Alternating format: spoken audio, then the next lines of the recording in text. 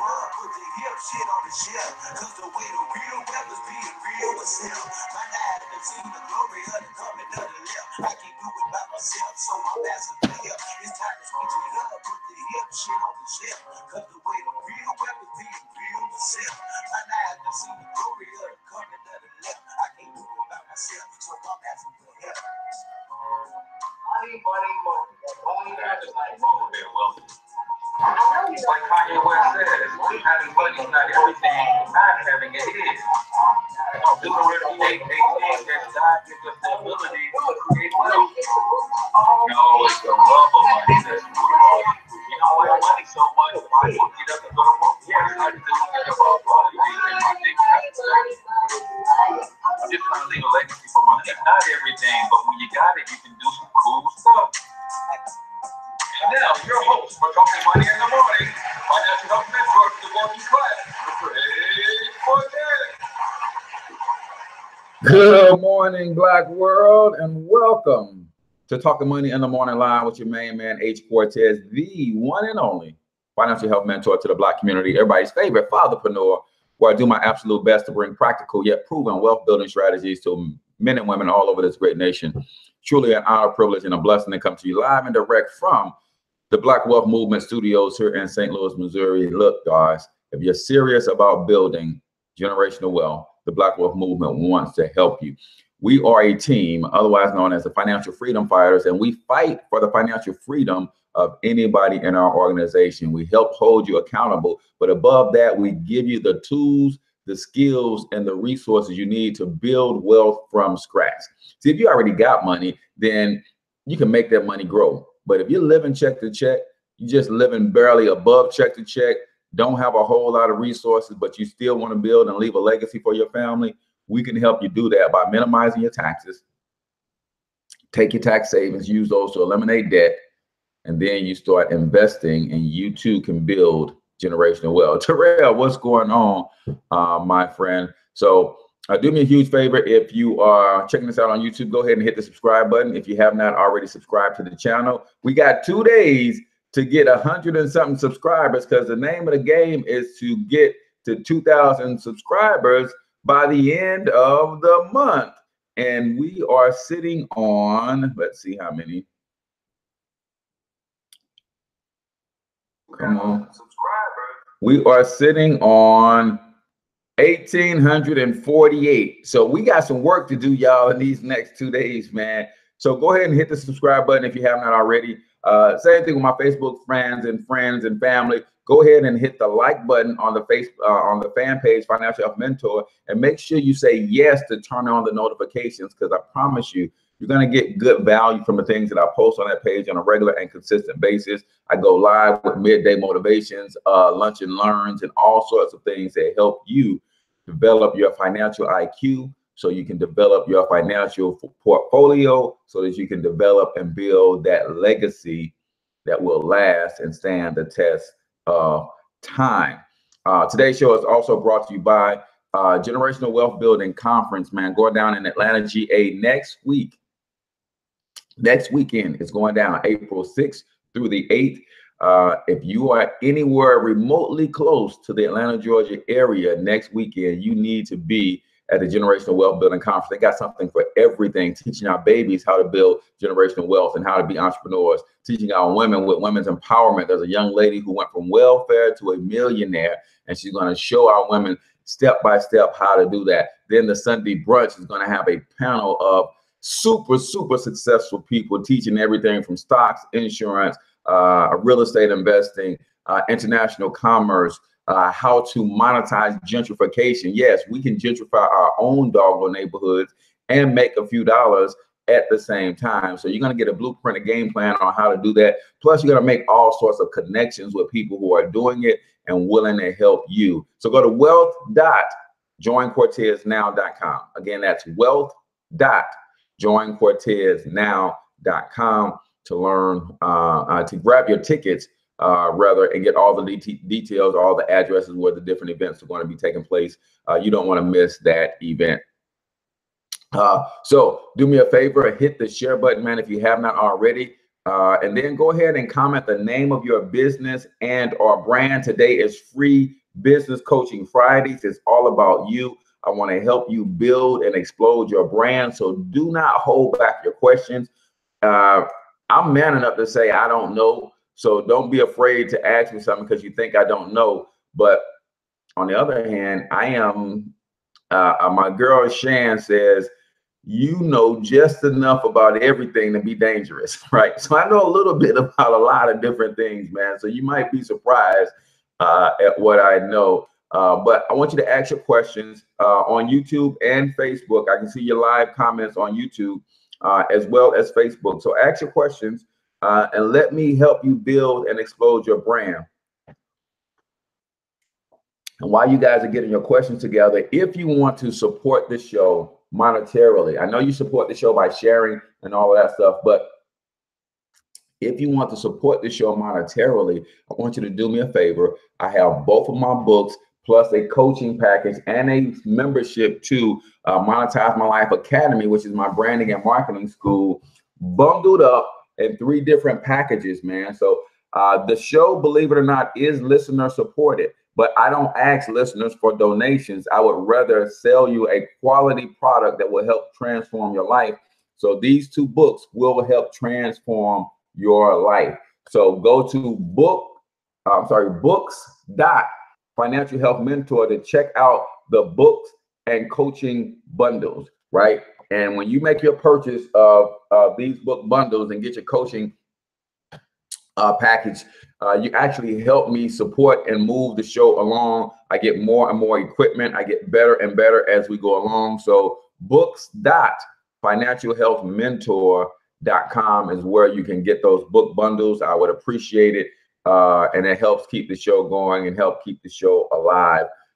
So that was my one announcement for today. Well, another announcement is Hustle and Love is the show I do with my wife every Friday, noon to 2 p.m. Central Time, KOVLradio.com. Make sure you guys check that out. And if you have a moment, jump over to the Hustle and Love fan page and Hustle and Love on all social media platforms and follow and subscribe there as well. I would appreciate you if you helped us out. And some of you guys have not paid your price of admission just yet. What is the price of admission? It is a simple share. Hit the share button. There's business owners and entrepreneurs on your timeline who might need some good business coaching this morning. So go ahead and hit the share. Maria says, I am in the UK and loving your show. Maria, I appreciate it. So just now, guys, thanks to Maria, we have gone international with Talking Money in the Morning Live. So I appreciate that. Good morning, kings and queens. Future Leaders LLC is in the building out of Philadelphia, PA. I appreciate you for joining as well, Queen. It looks like we have Wealthy Artists in the building. I thought I saw him drop a like. So you guys know what happens. If you don't have any questions, then I just recap this week's shows. So also, I guess another quick announcement. Keep in mind that the show does not take place on Mondays. What I'm going to do on Mondays is I'll drop the link to the podcast of recorded shows every Monday, so you can check out a recorded podcast show if you want. But my weekends are getting more and more jam-packed, so I'm starting to need my Mondays to recover. So we will go with Tuesday through Friday and keep the show going, but I will give you something that you can check out. I've got a lot of shows, man, that you probably never heard because a lot of you guys haven't been on since the beginning. So the podcast goes back to the beginning of some of the very first shows and early shows. So you can check some of that stuff out on Mondays. And then Tuesdays through Fridays, we will be live and in living color. So this Tuesday, we started a series on positive or your thought process. How does your thought process manifest into your circumstances? Who was the guy that had the trucking company on the show this week? I can't remember, Monica. I can't remember. I can't remember. What's going on, Kazillionaire, to Alicia, Smiley's daughter, in the building. Home cooking made with love. Welcome to the show, to Alicia. I can't remember, Monica. There's a couple people who listen to the show with trucking companies. I know my man Donovan King is a trucker, but might have been Neil.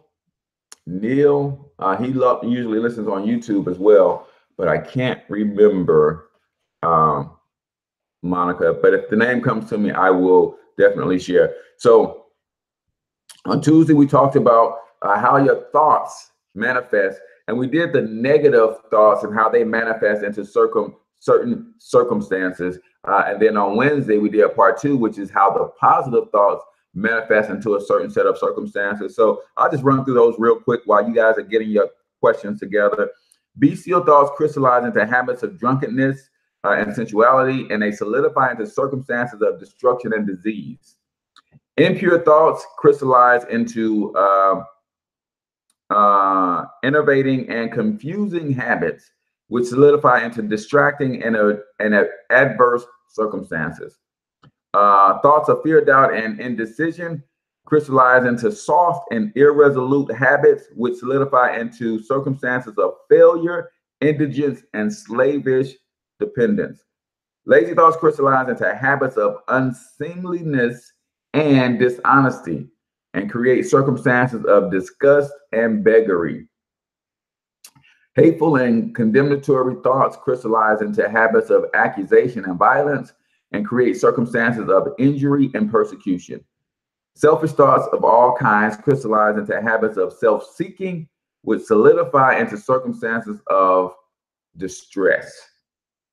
On the other hand, beautiful thoughts crystallize into habits of grace and kindness and create circumstances of genial and sunny circumstances. Pure thoughts crystallize into temperance and self-control, which solidify into circumstances of repose and peace. Thoughts of courage, self-reliance, and decision crystallize into strong habits, which solidify into circumstances of success, plenty, and freedom.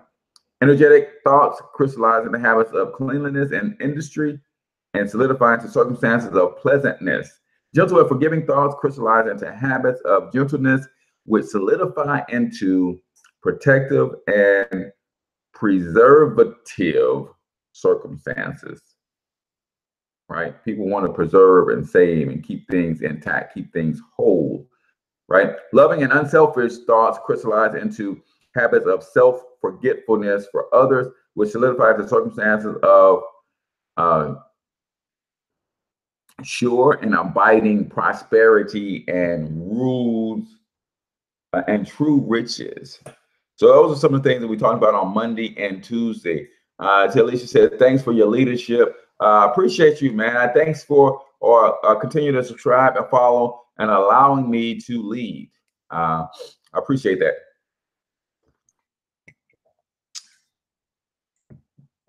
No questions. You guys are your business is where you want it to be right now. You don't have any questions that will help propel you. You're not stuck anywhere in your business that can take your business to the next level. Everybody's good. Well, let me start asking y'all some questions, man, because if y'all don't have no questions and y'all business are good, I'm trying to continue to grow and take my business to the next level. So maybe I need to be asking y'all some questions, right? No such thing as a silly question. So ask your questions. Otherwise, if not, we'll just go and recap yesterday's show. One of the things we talked about yesterday, man, is the fact that wealthy people buy their luxury items last. Poor and middle class people buy their luxury items first. And the other difference is wealthy people buy their assets, buy their luxury items with assets. Poor and middle class people buy their luxury items with labor, right? Says, I'm looking to get a building this summer. Okay, so let's tackle that, because that goes right along with how wealthy people move, right? So I would say, so I know what you do. You're a health and fitness coach, strength trainer. You help build people up emotionally as well as physically. So you want to start, I'm assuming that you already have your corporate structure set. I'm assuming you already have your business bank account set. And you really want to start laying the foundation of your business and how it flows. So you want to have great and excellent paperwork and show receipts. So you should, if you have membership packages, if you have, so I've been training people out of my home gym and my demand has increased. Absolutely. So make sure that as you're training people, you create your track record of receipts, because you have to show that you are making money, that you are profitable. Now, you don't want to scale too fast and take on a building before you have the capacity to pay for it. So what I mean by that is you should have a list of clients and a list of paying clients, what they pay, and you should be able to show a banker your monthly revenues based on your clientele. You should also be able to show a profit and loss statement for your business for the last 12 months or so. Because if you say your demand is increasing, you should be able to reflect that in black and white. You should be able to go back 12 months ago. Last March, I had 2 clients paying. Here's what they paid on a regular basis. This March, I have 40 clients. Here's what they're paying on a month-to-month basis. You can see the revenue growth over a 12-month span, right? The other thing that you can do and look at before you go and buy your own building is maybe co-oping with someone. So that's kind of a stair step or a graduated way of expanding. So maybe you know somebody with a gym and you say, you know what, can I get in here and train 3 days a week and I give you X amount of dollars per month?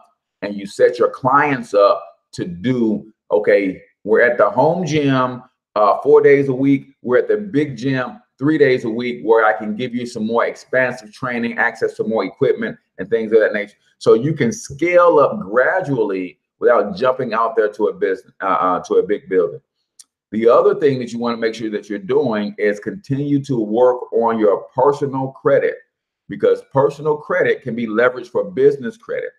While you're working on your personal credit, go ahead and start the necessary process of establishing your business credit at the same time. You should already have accounts with places like OfficeMax, Granger, Uline. These are business accounts that you can get using your tax ID number. It doesn't cost you anything, but these entities report to Dun & Bradstreet, which keeps your business credit score. So you need a business credit track record at least a year. So start working on that now if you haven't already. Because if you're thinking that, hey, I might need to finance a business, you want to make sure that you have the credit to support that, to go along with your profit and loss statements, your track record, right? So those are some things that you need to start putting in place. If you don't have good receipts for all of your customers, start keeping your books so you can show that your business is actually profitable. Because if I can see your business being profitable in your home gym, and with X amount of clients, and I can see steady growth, then you can make a case if you need to get a small loan or a grant of something of that sort, then you put yourself in a better position.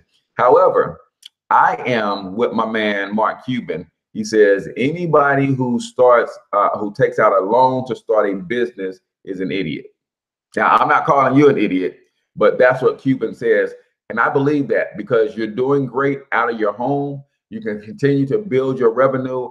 And like I said, take that revenue that you are building out at the home gym and then use that to scale up. Maybe you rent some time somewhere without actually owning the building.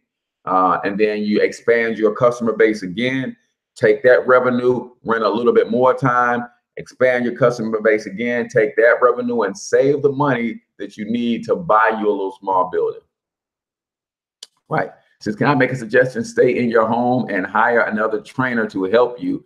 Then buy a mixed use building with rental apartments and a commercial space. Yep. That is exactly what I would do, Monica. Yeah. When you do step out and buy that building, always think mixed use, guys. Same way that you would not, if you don't already have a mortgage, don't go out and get a mortgage for a single family home. Same reason, if you're going to borrow money to buy an apartment complex. Then you live in one and you rent out the other ones, and then you make those tenants ultimately pay for your dream home or pay for your next apartment complex, and then those tenants pay for your dream home, right? So Ron said, I lease space and not buy. Why wouldn't you buy? Why wouldn't you buy? See, the name of the game is ownership.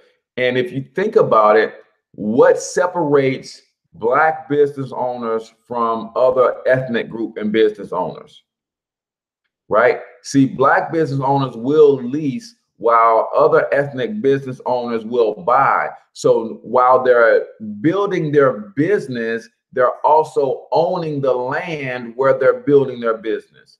So if the business fails, they can still get out of that building themselves, shut their business down, and they still own, and then can later rent or lease the building that they own.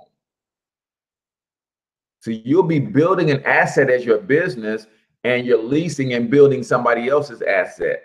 Why not build an asset as your business and have that asset buying another asset, which is the building? So we got to think ownership all the way around, man, all the way around. Love it. I know a Black-owned restaurant that I like to go to called Drake's Place. And one of the first things that they did was when they went and got all the finances that they need to get their restaurant going, they included enough financing to buy their building. So that finances it. And the other thing about buying the building is now you have equity growing in something. If you ever need to expand, then you have equity in a building, you have collateral. So that puts you in a better position than leasing, right? So that's what I would do, right? But the mixed use deal, Monica, is spot on, man. I have a friend who's a barber and he's leasing barber space. I'm like, dude, you're going to be in this place for another 20 years. No, I ain't, Tez. It's already been like 7.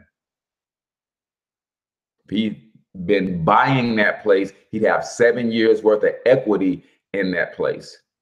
And if he was smart, like I told him, you would buy a mixed use space. Maybe you rent the space next door to a salon, and then the place has apartments upstairs. You can either rent that apartment to someone to live, or you can rent that out to somebody else as storage space. So yeah, just want to help you expand your thinking a little bit. You can go whichever direction you want. Obviously, it's your business, but always think ownership. How can I own?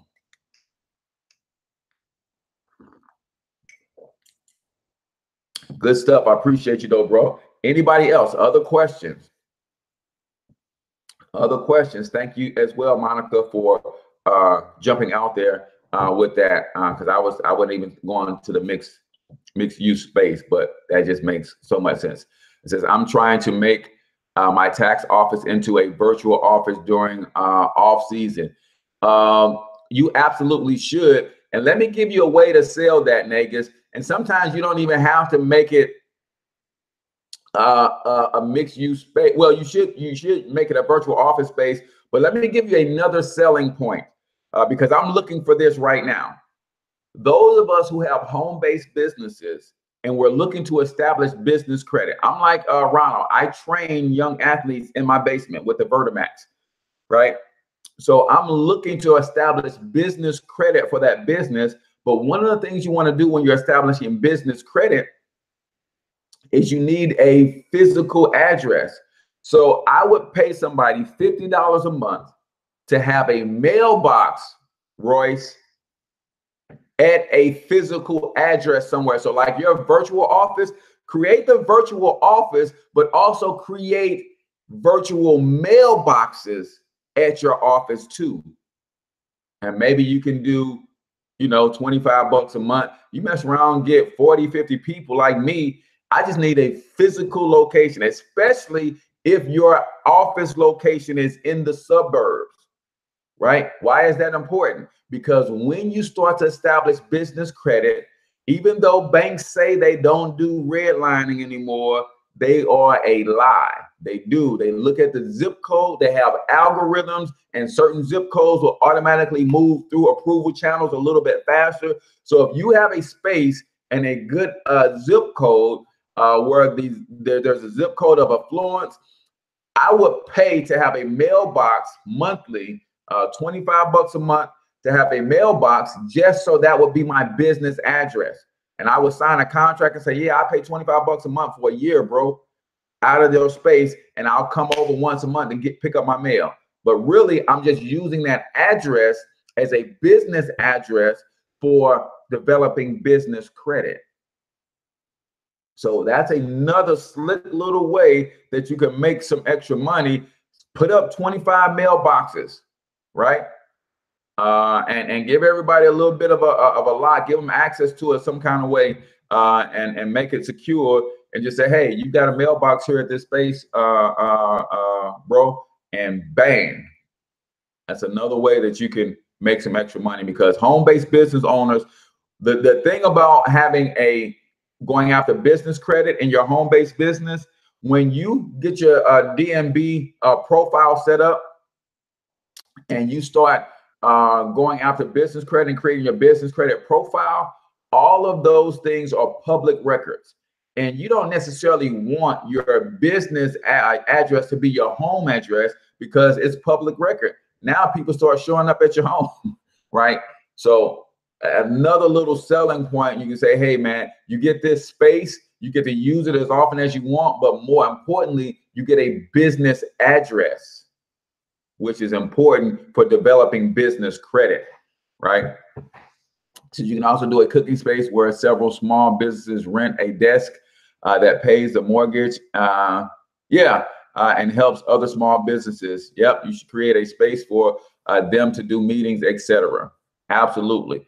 When you're out of tax season, man, that you definitely can get that building to pay for itself. If you have a big conference room or meeting space, people like me who are in the network marketing field, we're always looking for regular places to hold meetings, you know, weekly meetings. So you think about if I had to go to a hotel and get a little ballroom to hold our weekly meetings. Yeah, co-op. It said Cook. She said Mint Co-op. If I had to go get a hotel to hold my weekly meetings, it'll cost me a couple $100 per night to do that. You can probably do that for 50 bucks a night. Most meetings last about 90 minutes. They do an hour presentation. They have 15 minutes set up, 15-minute breakdown. That's not a bad deal to charge $50 to $75 per 90-minute session. And you might be able to set that up 4 nights a week. We look for places to hold Super Saturdays, which is like a 4-hour event, 6-hour event. And you might say, hey, come in and get this place for a Saturday. It holds, my conference room holds 40 people. You can host your Super Saturday right here. I got a big speaker and a podium that you guys have. You can do your music. Everything is already set. All you got to do is come in, set up the chairs, and bang, you guys are good to go. You can get this thing for $150 for the whole day on Saturday. So yeah, it gets fun. That's why owning your real estate beats leasing. Now you can do this with a lease in some cases, but sometimes there's subleasing clauses that prevent you from doing stuff like this. But if you own your building, that's just more revenue to not only pay the mortgage, but you start adding up all these little 25s and all these little rental fees, all this extra money, and you start doubling and tripling down on that mortgage. For long, you got that building free and clear, man. Free and clear. So yeah, that's a great deal to look at. I actually have a meeting with some guys who have probably 50,000 square feet of space. And what they do is they are a media company. So everybody in this space are media people, record labels, studios, radio stations, radio shows, podcasters, people like me who do daily live streams and stuff like that. And this 50,000 square feet, you can access everything that they have. And they have meeting spaces, they have green rooms, they have places for photographers, they have all these little podcasting booths set up that are already soundproof, they have studio spaces. So when you go in, you can pay X amount of dollars as a member just to have access to all the common areas. Then they will take and customize some space for you if you want more permanent and secure space where you put your own door and it's locked and you can keep your stuff there, right? And last I checked, they were charging something like $150 per month. They had like 100 and something members, 150, 160 members paying $150 per month. And you guys know that space, because basically it was just an old warehouse that they flipped. And then what they do is to get the equipment and everything that they need, because if you go in there, I'm going to go in there and start doing my show in there. Not this show. I'm still going to do this one from the house, but I got another show that I'm going to be doing. They already have a sound stage set up, all the lights. All I have to do is bring my camera and I'm good to go, right? Well, guess what? They go to estate sales all around the country and they get all of this equipment and all this stuff dirt cheap. And they just put it in there and they stage it and set everything up. They even got a big old space in there. So if I wanted to have a call center in there, I can put my own call center in there. So it's crazy what you can do when you own space, when you own real estate. That's why ownership is better than leasing, because 160 members times 150. Somebody do the math on that real quick.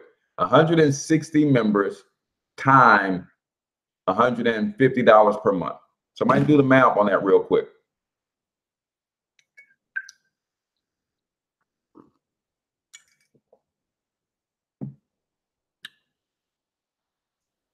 Because you know that even a building that size, they're covering their mortgage and then some. And the membership just keeps growing and growing and growing. And then as a member, what I can do is I can then book the meeting spaces, and then I can turn around and sell that to other people in media. So I can book the green room myself as a member, then I can rent that to a photographer who doesn't have their own green room. $24,000 per month is what they're making on that space. And yeah, it's 50,000 square feet, but we know good and well that they don't have a $24,000 per month mortgage. So as a member, I can book the green room and say, hey, I need the green room for the whole day. I can get with 2 or 3 photographers who got photo shoots, and I say, hey, you want to rent this green room? It is X amount of dollars per hour. How many hours can I put you down for? I got it for 24 hours. I can break that 24 hours up and I can get my membership paid for in one day. I got one photographer comes in, she's going to rent the green room for 4 hours. I might charge her $100 for that. Then another photographer comes in, rents it for 2 hours. I might charge her $75 for that. There's my rent right there. Then another photographer might come in and rent the space for 6 hours, and I might charge her $300 for that.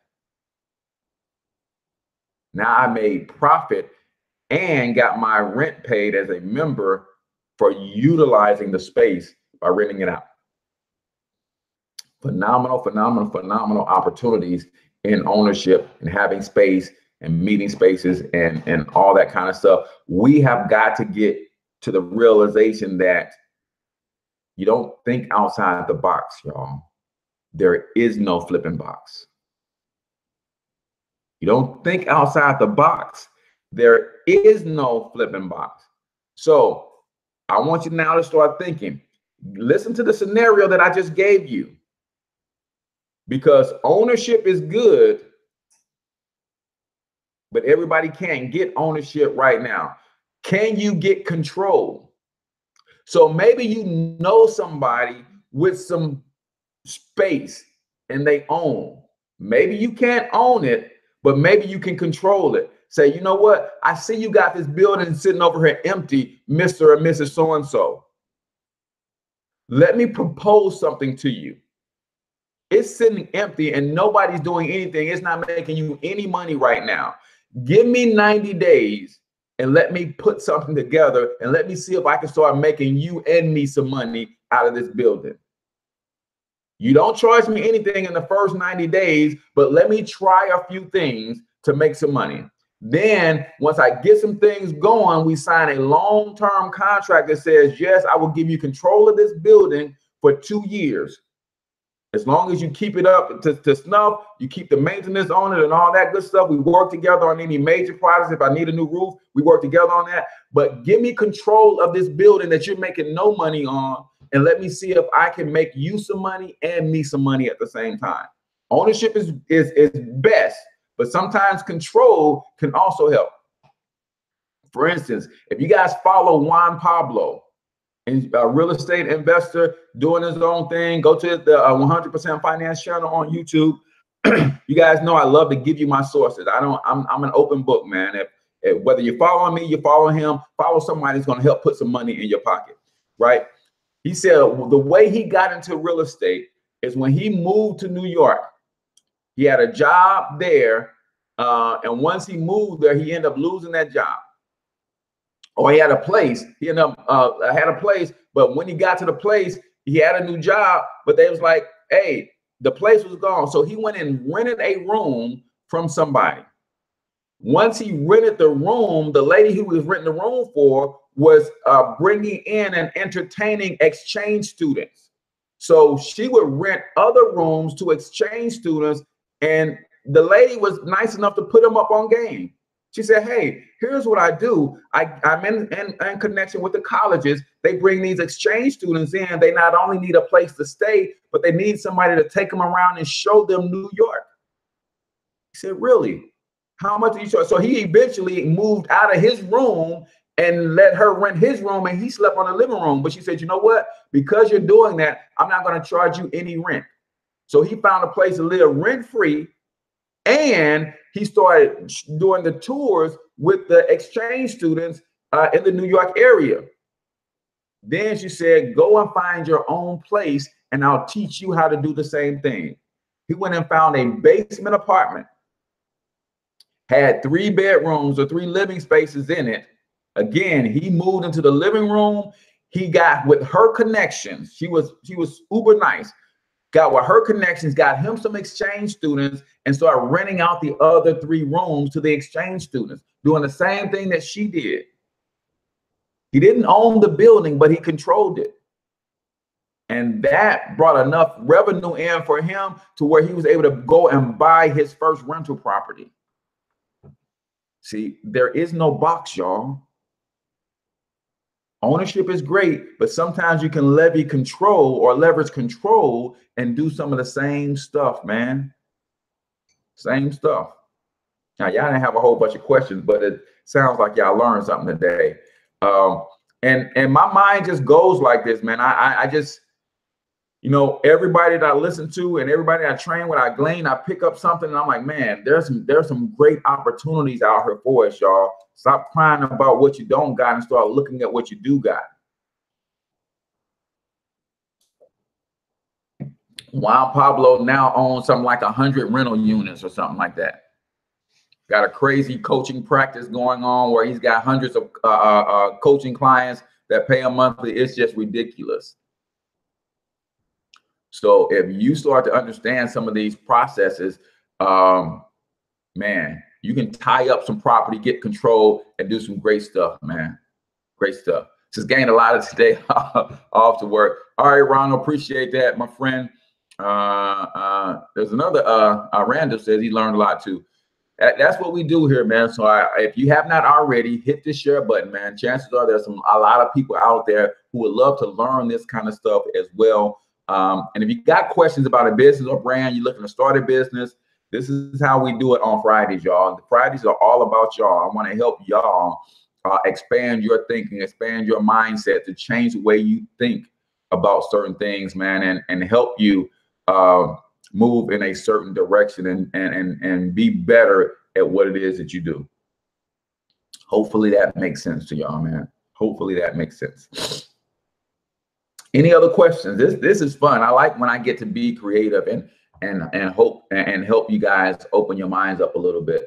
But when I no longer enter a room or enter a situation and only look at that situation as a consumer, I always now study the makeup of every situation. So when I went into that media space, I was like, dang, so you mean to tell me if I bought a building half this size, I can create some space and do some of this co-oping? It's like, yeah. Yeah, it's the new way. It's the new way. She says co-oping is co-working spaces are the new way of the future. They are, because you think about it, like me, most of my business operation I do at home. But the business that I'm using that space for, that's for my all amateur sports network. I have a digital media company that I'm running, and I can't run that from my home. I can create a small little space where I can do a small show, but why? When I can, for less than it will cost me to produce a show in my house, I can go and get access to all the lighting and equipment and everything that I need, a nice big sound stage, and create something magical for a little bit of nothing. Still run my operation from my home, so I get my home business tax deductions, but I have this space over here to where when I start bringing clients in and all that kind of stuff, they say, whoa, All Amateur Sports Network is a big deal, right?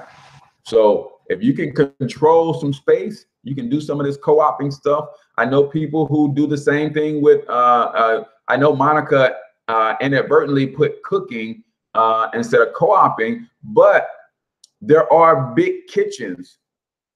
There are places like old hotels and things of that nature, old schools where they have big commercial kitchens, right? People are renovating those, and now if you have a small little bakery or something, you can come in on a specific day of the week or a specific time, and you can share a good sized commercial kitchen and start doing a lot of your cooking projects. If you sell plates, you don't have to do all the cooking at your house. You go and rent a good sized commercial kitchen and do a bunch of stuff on a Friday and sell your fish plates or whatever. It's, I mean, it's unlimited, man. It's unlimited. But what we got to do is sell that to some other people. So for instance, you might know somebody who have a commercial restaurant and they're closed on Sundays.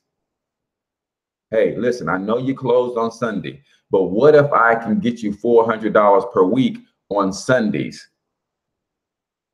Right, how you gonna get me $400 per week? I need to be able to come in and use your kitchen on Sundays because I do some catering on Sunday. I just don't have a big enough kitchen to prepare all of this stuff efficiently.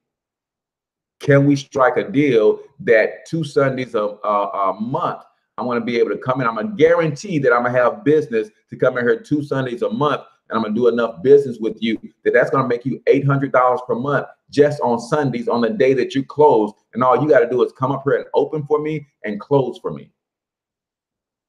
Nobody will ever know that you got the business is open. I'm gonna come in through the back, I'm gonna do my thing, prep all my food, cook all my food, and then I'm gonna go and run to do whatever I need to do. Right? So yes, we do co-op kitchen in the summer for selling food at fairs because here legally you need a commercial. Absolutely. There you go. There you go. So you just got to get creative, Randall, and you start looking at, like I said, a restaurant that's closed on a Sunday. You look at vacant buildings on main strips and main streets They're looking for somebody to come in and lease that building and open up some sort of operation in a traditional sense. Now I can come and open this building, but it won't be a traditional thing, right? Yeah, Google is where you start. YouTube is where you start. There are all sorts of spaces there like that, right? It says, I'm checking in late and may have missed it. If you spoke on it already, what is your thoughts on using a virtual office company? Well, again, there's nothing wrong with using a virtual office company. But knowing what we know now, you could probably become the virtual office company, right?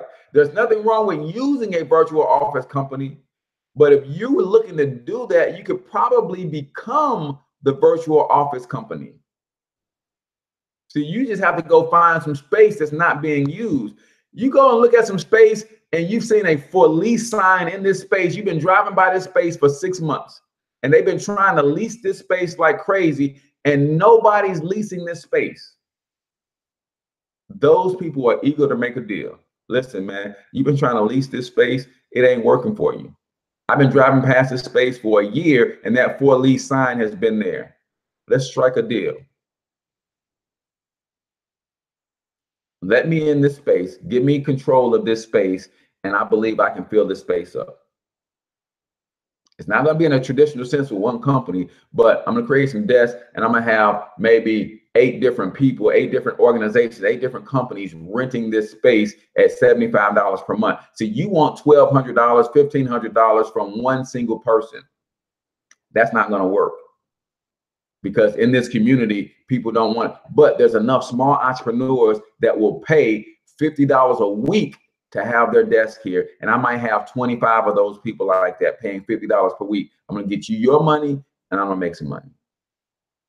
Now you have your own office being paid for by all the other members of that co-op, but then you're also getting the lease paid.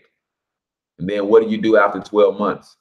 You end that lease and you should have stacked enough money to go buy you a little piece of space to do the exact same thing. Now you're owning the space.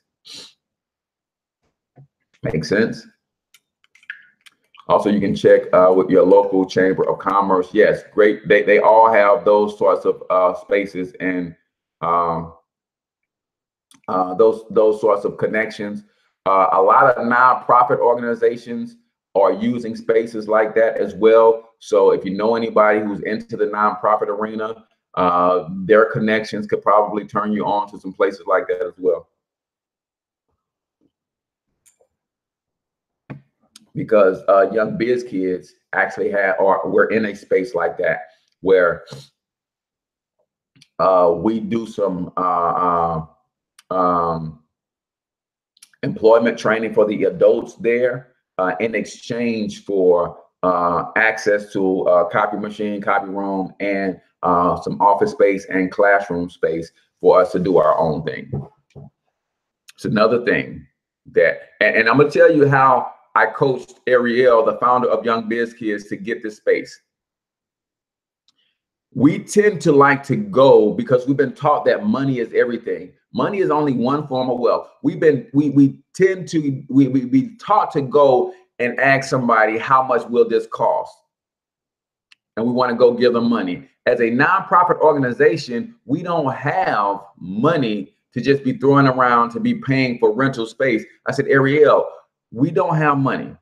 But remember what Trevor Ott says of Black CEO. There's more in what you know than what you do.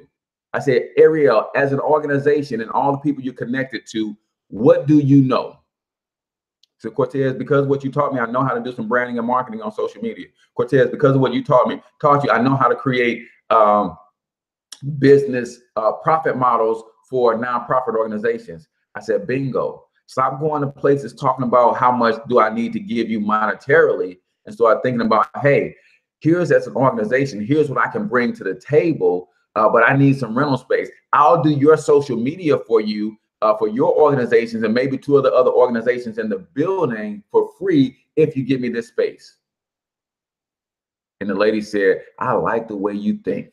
How does this space and this space work for you? We've got a space with 10 computers and a space with 3 desks and access to another computer lab with 15 computers in it. All we got to do is help the other organizations with their social media.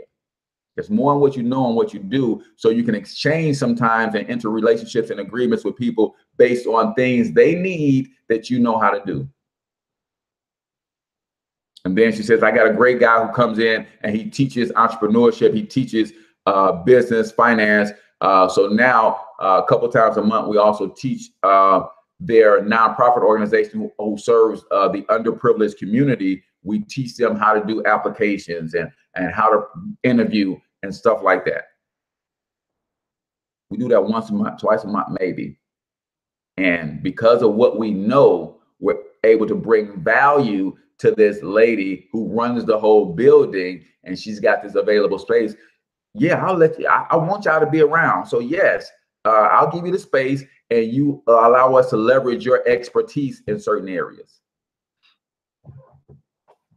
Make sense? There's money all around us, y'all. You just got to figure out how to put a spigot into some of these pipes that are transferring all of this money. You put a spigot in there and you divert some of it to transfer into your bank account. A lot of money being made as middlemen. You get good at doing some of this stuff, and you can ultimately just be the middleman and broker the deals between this person who loves doing virtual offices. You've sourced out a bunch of open buildings and lease opportunities where nobody is making any money. Hey, let me connect you with this revolutionary thinker, and let me show you what he's done in the past. And he probably can, he's trying to do the same thing on your side of town, and he can help you make money off this building that's sitting vacant. But you got to think outside the box. You got to be a little bit flexible and help make this happen. Now both parties are happy, and you take your little cut out of the middle for brokering the deal. It's crazy, y'all. There is no flipping box. Don't think outside the box. There is no box. Make sense? All right. So thank you, Mona. Says yes, yes. Thank you, Alex. Says good stuff. Appreciate everybody for tuning in this morning. Free Business Coaching Fridays is kind of what we do. But that's going to wrap it up for me as I have to go prepare for our Hustle and Love radio show. Keep in mind, guys, you can check that out on kovlradio.com. Hustle in Love on all social media platforms. So go like the page. And if you are trying to get fit, we're doing something called a 21-day physical fitness challenge. Go like the Hustle and Love page and check that out, man. It's pretty cool what we're doing. We got a lot of people involved because sometimes you're not the best business person you can be because fatigue, because stress, because you're tired. You can address all of that with becoming more physically fit. You can address some of that by changing the way you eat. I stopped thinking about, when I started this challenge, I stopped thinking about fueling my body, and I started thinking more about fueling my hustle. Right? I know somebody should write that down. That's pretty good. I stopped thinking about how I fuel my body. I said, Cortez, you're not fueling your body, you're fueling your hustle. What is going to keep you going longer than everybody else? What is going to keep you more consistent than everybody else? You got to eat right. You got to exercise. You got to have mental clarity, and exercising, especially in the morning, helps you start your day with a tremendous amount of mental clarity. Right? So if you're a hustler, you're a go-getter, don't just run yourself crazy and not take care of your body. Fuel your body. Train your body, exercise your body. It relieves stress. It helps with mental clarity. There's a lot of benefits that your business can use when you take 15 minutes a day and do some vigorous exercise. And that's what the 21-day physical fitness challenge is all about. But you can find out more about that on Hustle in Love page, and then go to kovlradio.com if you want to listen to the show noon to 2 every Friday, right? Yeah, I don't fuel my body, I fuel my hustle, Monica. And that's kind of helped me change the way I eat a little bit. I'm on an extreme low carb diet because I'm trying to burn some fat. I'm at 185. I'm trying to get down to 175. Lean, ripped, and shredded is my goal.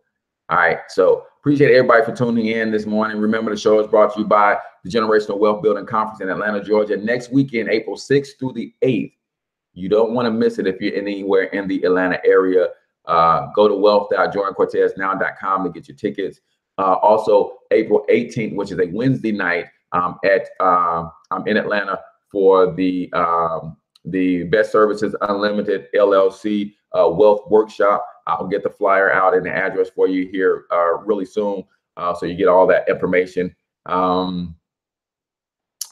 And if you're in the St. Louis market, look me up because I got some Super Saturdays and some stuff coming on in the St. Louis market. So I can't find the book you used earlier this week, How to Be Rich.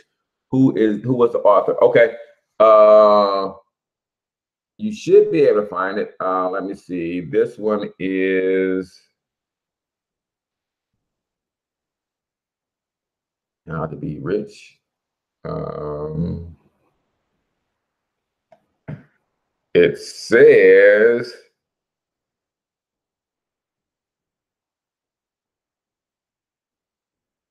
Napoleon Hill. It says Napoleon Hill. Check out How to Be Rich, Napoleon Hill. Try that. How to Be Rich. It says including authors. Yeah. It says Napoleon Hill.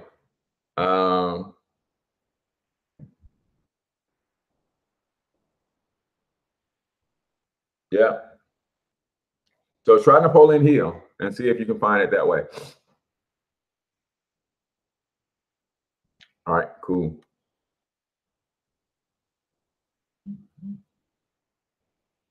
Yeah, try it that way. See if you can find it by Napoleon Hill. I didn't realize that.